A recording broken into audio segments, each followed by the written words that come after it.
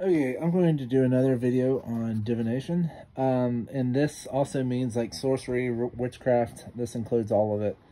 Sorcery, witchcraft. If you do any type of like new age stuff, this is going against it. So divination is something that you do not do. You're messing with demons and powers that you don't understand and can't comprehend. And and God will not allow you to go into heaven with divination. And these verses that I have clearly point this out. Okay, so it's Qesem right here. So Qesem, and it means witchcraft. It also means divination. And so here you go. So I think it's Deuteronomy 18. Shall not be found among you any one that maketh his son or daughter to pass through fire, or that useth divination, or an observer of times, or enchanter, or a witch. So right there, it's calling all those people out. If you're an enchanter, like if you use crystal balls or tarot cards or anything, you need to repent of it and go away from it immediately. If you are calling upon the dead and that type of thing, that's not what God says to do. And it says that you shall not find any of this among the people of God. So yeah, that's not good. 2 Kings 17:17, it's, so basically it's talking, it says, caused kids to pass through fire and used divination and enchantment and sold themselves to do evil in the sight of the Lord, and to provoketh him to anger. So right there it says to provoketh him to anger. Obviously, it's not a good thing when you provoke God to anger. God, yes, God is a loving God. God loves you, but he also has a flip side. He also is a God of vengeance. He's a God that says, don't take revenge because I want to do it. So, yeah. Jeremiah 14:14. Prophets prophesy lies. I sent them not. Sorry, I can't read my own handwriting. I commanded them not. They prophesy unto you a false vision and divination and a thing of naught, and the deceit of their own heart. So Jeremiah 14 talks of this. Remember how in Daniel, well, you may not, where Daniel was asked to be the person to, was it Nebuchadnezzar? He was asked to interpret the dream, and no one could do it but Jeremiah. Wait, it wasn't Jeremiah, sorry, Daniel. But Daniel was able to do it because God told him. God is able to tell you anything that you, well, I mean, to a point. If you are right with God and he wants you to prophesy and do visions and call out people, he will cause you to know things that you're like, there's no way I could have known that unless God gave it to me. Like, there's no way that I know what I know unless I wasn't a watchman. Because I do know a tsunami is coming. I do know earthquakes are coming. I do know that that hell is opening up its gates and allowing all the demons out of it, or to come to the surface. I do know that the fires of hell will hit the surface very soon, because I've been shown all these things. And what I do is I ask God for help. I ask God for discernment and to wisdom and knowledge. And I also ask God, it's like, if there is anything that I have said or done or whatever that is not in line with what your word says, then please undo it. And I want to make sure that I'm right with God. And if you're not right with God, you're going to prophesy out of a deceitful heart. Because your heart is kind of a not marker. It's kind of a look into who you are, because your heart, if it's fooled by the world, can be really wicked and really unrighteous. But if your heart is with God and you have God's heart, you have a righteous heart. So, because it says that hearts can be deceitful and all that, but if it's right with the Lord, then then you're going to be able to see things that you didn't know.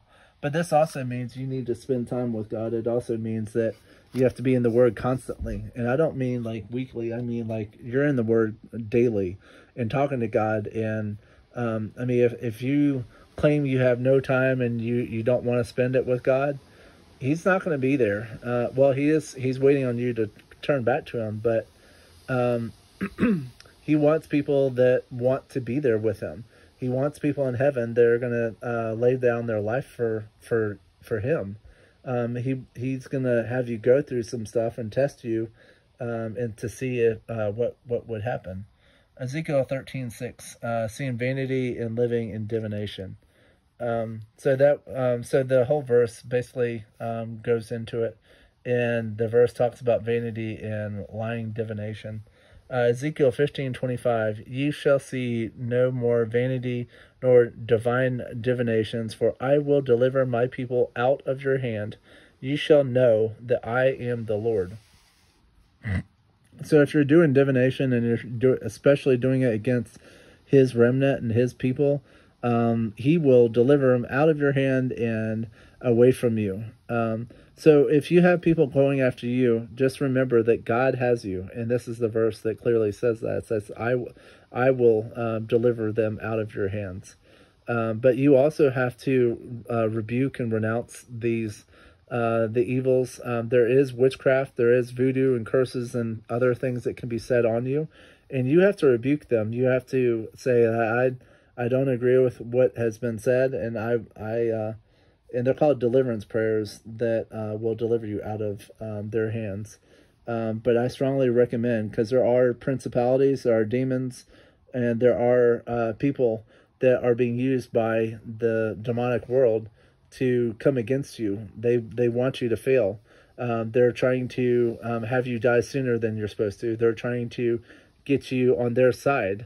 So be very wary. Don't ever use tarot cards. Don't ever use Ouija boards. Don't ever use what are those things called? Voodoo dolls and these other things. You're messing with things you have no idea about. Plus, they're opening up portals and ways of opening up your body to demonic attacks, if not demonic strongholds in your own body. And they can make you do things that you don't agree with. And you'll start seeing like a lot of wicked things like demons around, and you'll be seeing a lot of dark things around you. But this is when you have to attack them, and you have to rebuke it. And this can also, if you have any type of charm or things in your house that are associated with the demonic world, like there are symbols that are out there that are related to this world. There are books, like if you have books that have any type of sorcery, so I'm talking Harry Potter, if you have any type of books that talk about sorcery, that do witchcraft and warlocks and all this other stuff, that is divination, and you need to get it the heck out of your house. If you have any type of statues or caricatures, and I don't care if they're saints, you are not supposed to have anything in the likeliness of anything on this planet in your house. And that includes pictures. Pictures are modern day versions of idols. Because in the Old Testament, He clearly goes against murals and other things. Murals were like frescoes and other things that were done in the olden days, and they're just paintings on the wall. So you can see that I don't have anything on my wall. And then it's in the New Testament also. So most of the stuff is in the Old Testament, but there is a New Testament thing, and there may be more. But the New Testament people did run into divination. But Acts 16:16, there was a damsel that possessed the spirit of divination, and they rebuked it, and she was no longer to be able to do divination ever again after they did that. But this is a realm that you don't need to be messing with. God doesn't want us to be messing with this. The powers of heaven are substantially far superior to anything that the demonic world has. And a lot of times the devil will try to make you think the opposite. He wants you to think, oh, well, the demons are all powerful. No, the demons aren't worth shit. Sorry. Sorry for my cussing, but the demons aren't worth a crap. They are, they are deceitful. They're murderers. They're liars. And what's sad is there are a lot of people who think, oh, well, the devil is going to give me a prized place in his kingdom, and he's going to do this, this, this, and this. And what they don't realize is the devil is a liar. What the devil does, and someone pointed out, if I remember the video, but basically what the devil's going to do is he's going to have you like maybe even visit hell and show you like golf courses, and oh, well, I had this nice mansion for you and all this, that and the other.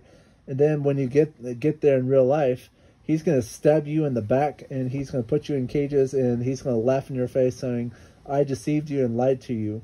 So yes, this is how deceitful, and he is wicked to the core. And if you ever have seen anyone wicked to their core, like Hitler, Stalin, Mussolini, or a few that are modern day, we have, I don't know of anyone, but there's some wicked people that are running our world right now, that are running corporations and stuff, that want us to go down. And like Bill Gates flat out said that our population should be taken down to 500 million people. The World Health Organization said the same thing. So, so divination, sorry, I got off track with what I was saying. But divination is an area of society that we do not need to be meddling with. You do not also need to be meddling with crystals and other things that look like, oh, well, this is a healing crystal. If you wear this around your neck, you'll be healed. You're opening yourself up to demons, so don't do it. Like having dream catchers in your house, that's actually a demonic thing. You don't need to have dream catchers. You need to have God, though. God and his angels can protect you from anything. You don't need a dream catcher or something that is of the spiritual world in your house. So thank you for joining me, but that's on divination, and I just wanted to hit it.